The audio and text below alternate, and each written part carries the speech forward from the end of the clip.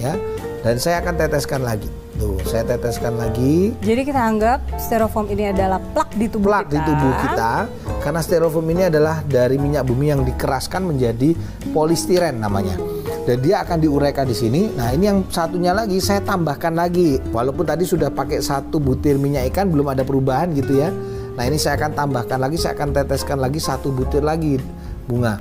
Jadi ini satu styrofoam sudah ditetes 2 minyak ikan. Iya betul, ya kan. Nah, dan kita akan lihat, kita akan bandingkan dengan yang namanya Merial.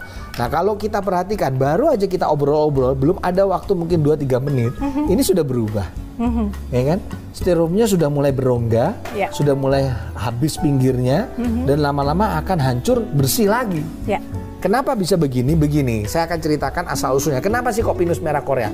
Jadi sebenarnya di Korea sendiri ada 2 jenis tanaman herbal yang menjadi salah satu warisan budaya turun-temurun yang betul-betul oleh pemerintahan Korea itu dilindungi banget, dirawat dan dijaga. Dilestarikannya itu betul-betul. Nah, yang pertama adalah ginseng merah Korea. Yang kedua adalah pinus merah Korea. Karena pinus merah Korea ini dilakukan penelitiannya awalnya itu ada seorang dokter di sana. Dia melihat begini, saat musim dingin, pohon pinus merah Korea ini, bunga, dia sudah tertutup dengan salju.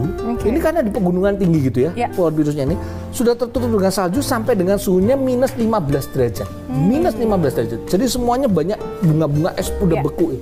Setelah akhirnya itu musim saljunya selesai, ini kok dilihat daun-daun pinusnya itu kok masih utuh, nggak rontok.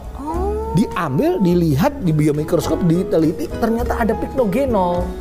Nah, si pycnogenol ini yang menjaga supaya cairan ya kan yang ada di dalam pohon pinus itu dia nggak mati, dia nggak membeku selama musim dingin. Nah, lindungi itu ya. Iya, dari situlah akhirnya muncullah penelitian lebih lanjut ke kesehatan buat manusia. Diambillah. Kenapa kok ini namanya suplemen? Jadi kalau bicara namanya farmasi atau dalam yang namanya farmakokinetik atau farmakologi gitu ya, itu ada 1, 2, 3 ya kan. Yang pertama itu adalah bahan mentah. Ya kan, kita misalnya punya jahe, itu bahan mentah. Kita makan jahe itu ya bermanfaat, menghangatkan tubuh dan sebagainya. Tapi ketika kita ambil ekstraknya itu adalah 100 komponennya. Nah, itu namanya yang disebut dengan olahan tradisional. Ekstraknya ya kan? Ekstraknya, ya kan. Nah, dari ekstrak itu kita ambil fraksinya. Fraksi itu dari 100 komponen diambil lagi 10 yang terbaiknya komponennya itu. Itu yang disebut dengan namanya suplemen. Nah, kemudian dari 10 fraksi itu diambil lagi isolatnya namanya. Isolat itu yang lebih rinci lagi, lebih detail lagi, hanya 1 atau 2 bagian. Itu namanya farmasi atau obat. Baik. Nah, jadi sebenarnya obat pun itu juga berasal dari tumbuhan kalau nggak dari produk hewani. Itu yang diambil sampai level